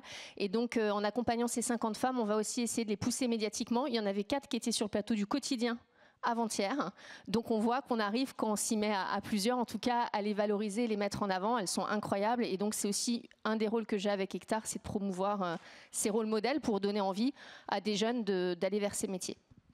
Merci. Alors, je finis juste, pardon, une dernière, parce qu'elle est drôle celle-ci quand même. Comme vous l'avez vu, je suis aussi agricultrice, je me suis retrouvée à un dîner. Et à côté de moi, j'avais une grande patronne de l'industrie du bâtiment. Et à chaque fois, on me dit, mais ça va, combien de temps tu passes sur ton tracteur ? Est-ce que tu as réussi à venir jusqu'ici? Et je me suis arrêtée en disant, c'est marrant ce secteur-là, la femme d'avant travaille dans le BTP, personne ne lui a demandé si elle savait faire une chape béton, si elle portait un casque de chantier. Donc je fais 5 ateliers, j'ai des yaourts, des céréales, des fleurs. Je ne sais pas tout faire, mais j'ai une super équipe en fait. Je suis une chef d'entreprise, je sais m'entourer. Et donc il faut aussi casser cette image de l'homme ou la femme clé qui sait tout faire. Et j'aime bien le parallèle avec d'autres secteurs, parce qu'on voit qu'on ne se pose pas ces mêmes questions qu'on se pose sur ce qu'est être un entrepreneur à succès dans ce métier-là. Merci. Alors je vais vous bloquer un peu, oui, un peu punchy, hein, n'est-ce pas, Audrey? Je vais vous bloquer les étudiants, parce que là, je dois passer la parole aussi à la salle. Voilà, donc c'est un peu la règle. Est-ce que vous pouvez vous manifester? Donc, si vous avez une question, et évidemment, on reprendra la question des étudiants s'il n'y a pas de question de la salle. Monsieur, on vous passe un micro. Merci à vous. Oui, je suis retraité, j'écoute beaucoup les médias parce que j'ai beaucoup de temps pour le faire. Et je me rends compte que dans une journée, on peut atteindre 20 messages qui vont être extrêmement négatifs, culpabilisants, désespérants par rapport aux défis climatiques et à l'environnement général. Je pense que, contrairement à ce que vous dites, mais plus dans le sens des questions des étudiants, on n'est pas dans une situation de bipolarité entre des gens qui sont pour et des gens qui sont contre. Je pense que la majorité des gens se sentent écrasés, impuissants, incapables de réagir. On est un peu dans la situation des fumeurs qui lisent tous les jours sur leur paquet « fumer tue ». Maintenant, on a l'impression que manger tue, l'industrie tue, le tourisme tue, se déplacer tue. Ce message, on l'a tout le temps. C'est-à-dire que je suis très étonné que dans votre panel, il n'y ait pas des gens des médias et de la communication. On ne pouvait pas tout traiter. Alors là, Cité de la réussite, c'est la réussite. Vous avez 20 panels en parallèle. Il y en a au moins 2 qui traitent de ce sujet. Je veux bien votre question, en revanche. Ma question, c'est comment alors vous êtes, évidemment, déjà vous agissez, mais comment dans la parole, le sujet c'est le discours, comment dans le discours arriver à faire évoluer ça? Voilà, alors là j'ai une responsabilité vis-à-vis des panélistes, parce que justement on a cherché à rendre concret le réenchantement, mais si certains veulent prendre la parole, allez-y. Oui, je pense qu'il ne faut pas désespérer les gens, et les gilets jaunes, les ZFE, ce sont des parfaits moyens pour désespérer les gens. Les gens n'ont pas les moyens d'acheter un autre véhicule et on leur dit vous allez maintenant circuler une fois par mois, au moment, etc. Non mais c'est du n'importe quoi. Et ça, je pense que c'est très dangereux et les pouvoirs publics doivent vraiment être très attentifs à ne pas créer des systèmes où les gens ont le dos au mur. Parce que le dos au mur, ça crée le désespoir. Ça, c'est le premier point. Deuxième point, à notre niveau, moi le cordonnier parle de ce qu'il connaît un peu mieux, on essaye en permanence d'avoir des systèmes de compatibilité ascendante, permettant de prendre un existant, quel qu'il soit, et de créer des progrès, même modestes, par rapport à cet existant. Ça peut être du rétrofit, ça peut être des choses de ce genre-là, de manière à dire, quelle que soit la situation qui est la vôtre, il y a une étape possible. Rétrofit ? Rétrofit, c'est le maître de remettre un peu au goût du jour, par exemple, de créer un système avec si vous avez un vélo un peu ancien, que vous voulez mettre en vélo assistance électrique, etc., il y a des systèmes qui permettent ce type de choses, et puis dans d'autres équipements plus complexes. Donc, fournir des incréments, fournir des démarches incrémentales, c'est pareil pour les ascenseurs. Pour les ascenseurs, vous allez avoir bientôt, c'est le problème, à qui profite le crime, hein. Vous avez des systèmes de téléassistance qui fonctionnent sur des générations numéro 2 ou numéro 3 de téléphones, qui vont bientôt être abandonnés par les opérateurs. Donc ça veut dire que derrière, tous ceux qui sont sur des systèmes d'ascenseurs qui fonctionnent sur des générations 2 ou numéro 3, il va falloir passer à la caisse. Et donc ça fait partie des choses qui n'ont peut-être pas été anticipées à l'époque. À qui profite le crime? J'ai une réponse, mais je ne la donnerai pas. Mais clairement, il faut essayer de fournir des éléments pour dire la direction, c'est celle-là, et on vous fournit des éléments qui permettent de faire des petits pas, des grands pas dans la bonne direction. C'est ma modeste réponse. Est-ce que l'une ou l'un d'entre vous veut... Voilà. Peut-être juste vous dire que je fais le même constat que vous. Moi, je porte plein de sujets, de discours positifs. J'ai plein de bonnes nouvelles à partager. Et quand je la propose aux journalistes, ça ne les intéresse pas vraiment. Et donc, ils sont plus à vouloir faire du buzz autour de crises. Et je peux le déplorer comme vous, parce qu'il y a plein de belles histoires qu'on pourrait raconter pour engager les gens. Une autre question? Madame? Monsieur après? Madame en bleu, pour le micro. Voilà. Alors pour les bonnes nouvelles, vous avez Spark News, vous avez Reporter d'Espoir, voilà. Mais force est de constater que les médias ont du mal à en relayer. Voilà, madame. Bonjour et merci pour cette intervention. Mais je suis un petit peu frustrée. Alors prenez pas personnellement, hein, mais je trouve que la confiance en question supposerait qu'on se pose la question, mais la question n'est pas posée. La question de la confiance. Parce qu'en fait, là, j'ai l'impression. Alors je pose plutôt la question à l'animateur, parce que vous êtes d'accord sur tout, et finalement c'est pas très éthique en fait comme débat, parce que je repose, enfin j'ai un autre angle de vue, parce que moi j'aurais aimé, alors on peut rebondir là-dessus sur mais quel est le pourcentage d'effort par rapport à l'ensemble des gaz à effet de serre. Enfin, quel est le... Parce que c'est ça aussi, l'éthique est important. On parlait par exemple de l'agriculteur, mais l'agriculteur s'il base tout sur la technologie et qui détruit la planète, est-ce que on va dans le bon sens? Enfin, il y a plein de questions comme ça qui est d'ordre éthique, mais je pense que c'est quand même fondamental. Très bien, vous me permettez de répondre, parce qu'effectivement c'est un parti pris que j'ai porté auprès de mes panélistes, donc je me dois de les protéger, puisque je les ai anglais sur le concret, voilà. Donc encore une fois, un représentant des industriels, un représentant des normes, un représentant de la société civile à travers Citeo et du monde agricole avec Hectare.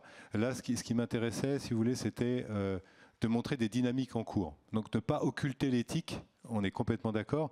Et d'ailleurs, chacun et chacune pourra répondre sur ce point sans aucun problème. Mais je tiens à assumer ma responsabilité. J'ai voulu être le plus concret possible pour présenter que sur la prise en compte du défi climatique, on avait un panel qui y répondait, qui était en marche et qui n'oublie pas l'éthique. Et là, je vous cède la parole à chacun. Alors, si vous voulez des réponses en tant qu'industriel en engagement, nous, notre engagement est de réduire de 55 à 60% nos émissions carbone en 2030 par rapport à 2016. Donc, on est en ligne avec l'accord de Paris pour limiter le réchauffement climatique à plus 1,5 degré. Après, je ne peux pas prendre d'engagement pour les autres. Pour la question de l'éthique, je vais vous répondre de manière assez succincte. Alors, à partir du moment où on considère que notre produit est utilisé dans des applications qui reste quand même essentiel au quotidien et utile aux gens, on agit en fonction de la connaissance technique qu'on a aujourd'hui, c'est-à-dire que les paris technologiques qu'on fait aujourd'hui parce que quand je passe sur une chaudière biomasse, je fais un choix d'une technologie, j'aurais pu en prendre une autre, je fais ce choix-là.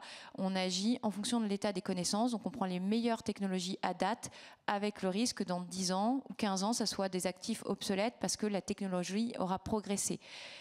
Il faut bien savoir que ce n'est pas parce qu'on fait des choix technologiques qu'on venait des technosolutionnistes, c'est-à-dire qu'on a besoin de technologies et je pense qu'on aura toujours besoin de hautes technologies pour se soigner notamment, puisque les progrès dans le soin et dans les thérapies de soins sont aussi liés à des progrès technologiques. Donc la technologie n'est pas toujours mauvaise. Ce qui est mauvais, c'est la manière dont on l'utilise et dont on la surutilise. Par exemple, est-ce qu'on a besoin d'avoir des frigos ou des montres connectées? Ma réponse à moi, elle est non. On pourrait avoir un débat là-dessus assez long. Et il y a aussi la question de la sobriété. Par contre, la sobriété, elle va poser des questions de pouvoir d'achat. Parce que quand vous dites à un industriel qu'il doit être sobre, il doit repenser son modèle économique. Le pari fondateur de l'industrie, c'est massifier la production pour abaisser les coûts unitaires. À partir du moment où je ne massifie plus, je dois trouver d'autres leviers de création de valeur où j'accepte que mon produit soit plus cher. Et donc, est-ce que le consommateur est prêt à moins consommer ou à réduire avoir un impact sur son pouvoir d'achat pour acheter des produits mieux disants. Et c'est pour ça que la question de l'éthique, en fait, on peut tous se la renvoyer, parce que moi, je peux être éthique, mais si la personne qui achète mes produits n'a pas envie de l'être, alors je vais mourir, tout simplement. Je vais le poser comme ça dans le débat. Je ne vais pas essayer de tourner autour du pot. Donc, c'est vraiment comment chacun on agit, et donc on se donne aussi des guides dans la société. C'est pour ça que, pour finir, en général, je dis que l'industrie, c'est quelque chose qui s'ancre dans un projet de société, parce qu'en fonction du projet de société et des paris que vous allez prendre, vous n'aurez pas du tout le même schéma industriel.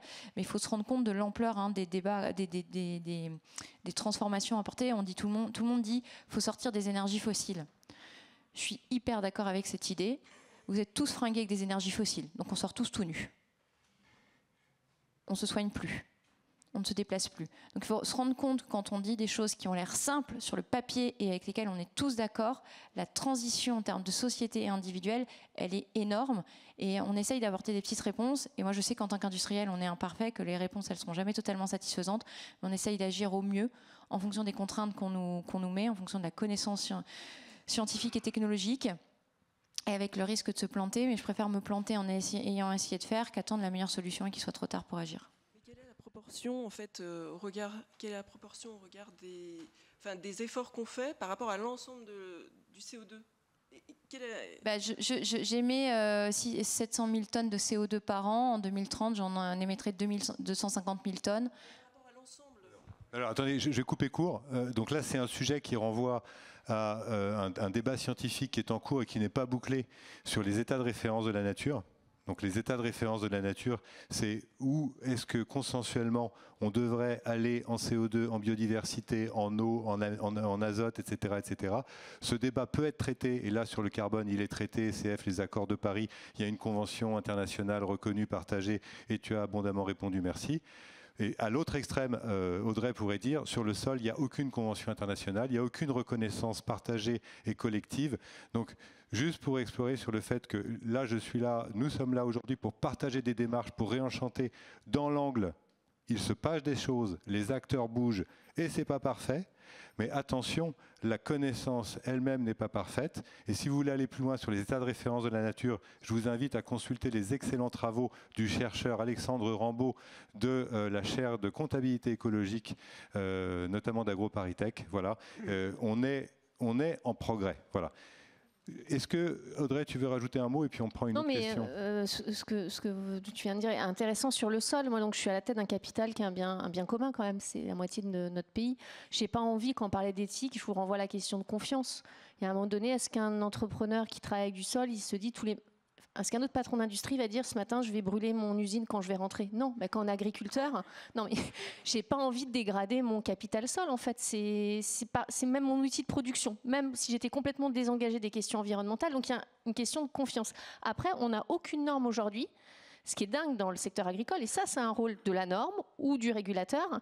J'ai acheté une exploitation avec des parcelles quasiment improductives parce que, sans jeter la pierre, mais l'agriculteur qui était là depuis 60 ans avant n'avait pas forcément eu des bonnes pratiques. Je l'ai eu au même prix entre des très bonnes parcelles et des mauvaises parcelles. Aujourd'hui, il n'y a pas de réglementation. Quand vous achetez une terre agricole, vous ne payez le même prix pour tout. alors que quand vous achetez un appartement, s'il a été rénové, vous ne payez pas le même prix une passoire thermique qu'un appartement rénové. Moi, je milite pour une valorisation des sols à la hauteur de la préservation qu'on a pu faire. Ça, c'est un truc qu'on pourrait faire, par exemple. Mais aujourd'hui, il n'y a pas de normes en ce sens. Donc, c'est là où je me dis quand même la relation de confiance, parce que tous les jours, je suis avec des agriculteurs qui s'engagent à nos côtés pour faire bien, alors qu'il n'y a pas de cadre qui les contraint, vous voyez. Donc, je pense qu'on peut attendre les grands débats scientifiques. Aujourd'hui, ça fait 4 ans que je suis sur cette exploitation. On a pris énormément de risques. On revoit la vie arriver, on revoit la biodiversité. Et sur votre question que je trouve toujours intéressante, tech, pas tech, moi, la façon dont je le vois, c'est que quand j'ai voulu bien faire, j'ai fait venir des étudiants du Muséum d'histoire naturelle pour faire des comptages d'oiseaux. Et je me suis dit, mais on marche sur la tête, quel autre agriculteur à part moi peut avoir cette chance-là, en fait? Aujourd'hui, j'utilise depuis 3 semaines des petits boîtiers qu'on met sur des arbres qui enregistrent le son des oiseaux. Et un algorithme va me donner le nombre d'oiseaux qui sont présents sur ma ferme pour que je puisse prouver en transparence avec les consommateurs qu'on a que j'ai plutôt eu des bonnes pratiques. Aujourd'hui, rien ne m'y oblige. Est-ce que ça, c'est une technologie qui paraît technolutionniste? Je ne le pense pas. C'est juste un outil très concret qui ne coûte pas cher et qui va permettre de me rendre compte à mes consommateurs qu'on est plutôt des bons élèves de la biodiversité, parce qu'aujourd'hui encore, il n'y a pas de normes sur la biodiversité.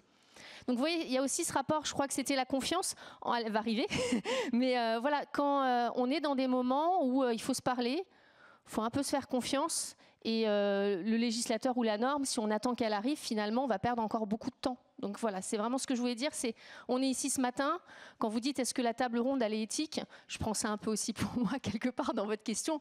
Moi je me suis levée ce matin en ayant envie de partager ma passion, mon métier, j'ai pas un plan caché de voilà, je suis à la tête d'un secteur qui est le 2e émetteur. Ce matin je me suis levée en me disant j'ai une responsabilité face à ça. J'agis comme je peux à l'échelle d'une exploitation, à l'échelle de ceux que j'engage. C'est pas parfait, mais si on s'y met tous, on aura ces petites victoires ensemble. Encore une fois, ça a été précisé, ne prenons pas ça pour nous. Une dernière question, parce qu'il est 25, il nous reste 5 minutes. Je propose de la laisser aux étudiants. Merci d'avoir préparé encore une fois ce débat. Un micro où je... Voilà. Bonjour à tous, je suis Hortense Biard, élève à l'école polytechnique. J'ai une question pour vous, Monsieur Perra. Comment l'AFNOR travaille-t-elle pour que les normes soient perçues comme des outils positifs et non comme des contraintes supplémentaires? Merci. Donc, oui, c'est un vrai cadeau, merci. D'abord, effectivement, en venant dans des manifestations comme celle-ci, pour, je dirais, savoir de quoi est-ce qu'on parle, parce qu'on entend le mot normes, il y a trop de normes, ceci, cela, donc je vois mes équipes qui sont un peu... Non, mais ils ont quand même un moral d'acier, et donc on sait bien qu'on fait la différence entre les normes législatives, réglementaires, et puis les normes volontaires. Normes volontaires, en expliquant qu'on a des problématiques qui aident concrètement les gens. Votre chargeur est compatible avec le mien.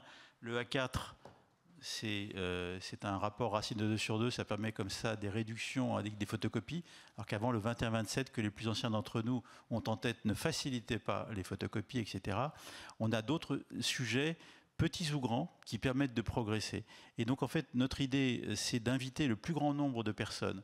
Alors il y a 2 catégories qui ne viennent jamais aux tables de réunion, et vous ne pourrez pas, même malgré votre bonne volonté, la biosphère ne vient pas. On peut l'inviter, elle ne vient pas. Les 2e générations futures ne viennent pas non plus. Et il faut quand même qu'on fasse quelque chose qui permette de progresser dans la bonne direction. Et donc c'est avec les forces de chacun, ça a été dit, et c'est des gens passionnés qu'on veut, qui sont capables de porter le message au niveau européen, au niveau international, pour faire bouger les choses. Je peux vous assurer qu'il y a quand même un moment de fierté. Quand on réussit à faire passer des concepts au niveau d'une norme internationale, on se rend compte que finalement, tous ensemble, on va réussir à avancer dans la même direction. Parce que, on a été capable de lutter contre le gâchis, contre le lobby, etc., qui permettaient de faire des choses. Et nous, au contraire, on est en permanence des outils, alors modestes, parce que l'outil, il ne sert que si quelqu'un veut s'en servir. Il n'est pas auto-activable, en tout cas pas simplement. Et donc, il faut fournir des outils qui permettent à un responsable d'exploitation de pouvoir progresser, d'avoir des effets de levier, de pouvoir interagir avec d'autres acteurs, avec l'amont, avec l'aval, de manière à pouvoir mesurer. Et donc, on essaye de montrer que sur toutes ces étapes qui sont absolument indispensables, comme Audrey l'a dit, la mesure, pouvoir être capable de se dire que l'actif qu'on achète, il a une certaine valeur, et que si on a fait des efforts, c'est quand même normal qu'on puisse à ce moment-là le revendre ou le valoriser mieux que celui qui n'a pas fait d'efforts. Aujourd'hui, en fait, si j'avais à résumer, on est là pour essayer de sortir des zones grises, de faire en sorte, et ça c'est quand même assez paradoxal, mais il m'a fallu un peu de temps, vous serez plus rapide que moi, mais il m'a fallu du temps pour le comprendre, c'est que la norme permet de se différencier. Et ça, quand je me suis dit à la fin d'une journée de travail, finalement, c'est quand même pas idiot. La norme permet de se différencier, parce que par rapport à ça, on est capable de dire, moi je fais ça en plus. Et personne ne se vantera pour dire, je fais ça en moins. Donc quelque part, c'est une logique de progrès qui va dans la bonne direction. Moi, ça fait quand même quelques décennies que je suis dans le domaine. Au début, j'ai commencé comme étant, entre guillemets, expert de normalisation. Maintenant, bon, je suis à la tête d'un organisme qui contribue à des normes internationales pour faire pousser. J'ai des collègues, je savais jour par jour ce qui se passait ou se passait pas à Bakou. On a le sentiment d'y contribuer. Donc, si vous voulez, surtout, n'hésitez pas, on a des offres d'emploi aussi dans notre association. Et les gens qui viennent chez nous savent qu'ils ne seront pas forcément très bien payés, il faut le dire. Mais bon, c'est le non lucratif. Par contre, je peux vous assurer d'une chose, c'est que les gens savent pourquoi est-ce qu'ils sont là et ils ont envie de le faire. Voilà. Merci Olivier, merci à tous.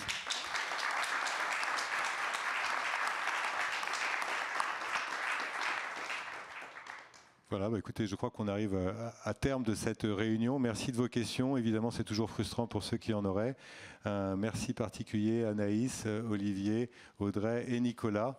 Et si vous me permettez, c'est facile de jeter la pierre. Ça peut être tentant vis-à-vis de ceux qui s'exposent. Construire, c'est s'exposer. Détruire, c'est s'imposer.